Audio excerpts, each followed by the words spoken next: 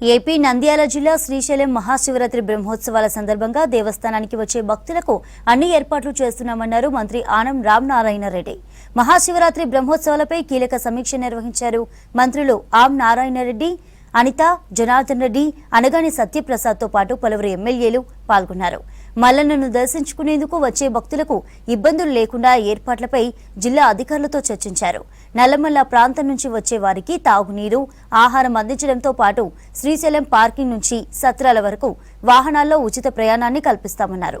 బ్రహ్మోత్సవాల్లో ప్రతి భక్తుడికి ఉచితంగా లడ్డూ ప్రసాదం ఇస్తామని తెలిపారు. ఇక ఘాట్ రోడ్లపై ట్రాఫిక్ ను డ్రోన్ల ద్వారా పర్యవేక్షించే విధంగా చర్యలు చేపట్టామన్నారు మంత్రులు.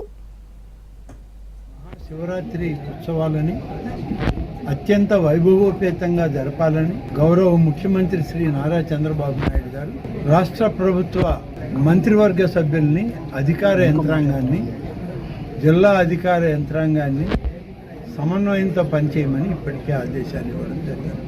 చంద్రబాబు నాయుడు గారు ఇచ్చినటువంటి ఆదేశం సనాతన ధర్మాలకి అనుగుణంగా, ఆగమ శాస్త్రాలకి, పండితుల యొక్క ఆలోచనతో ఈ మహాశివరాత్రి ఉత్సవాలను జరపండి. ఆ నిర్ధారించినటువంటి ముహూర్తాలతోనే ఈ ఉత్సవాలు జరగాలి.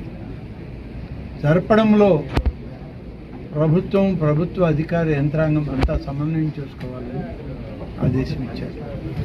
ఇవాళ ఇక్కడికి వచ్చిన దాంట్లో కొన్ని సమస్యలు, శ్రీశైలంకి కొన్ని ప్రత్యేకతలు ఉన్నాయి. వీరశైవులు అనేటువంటి భక్తులు, ఆ యొక్క దీక్ష బూనినటువంటి వాళ్ళు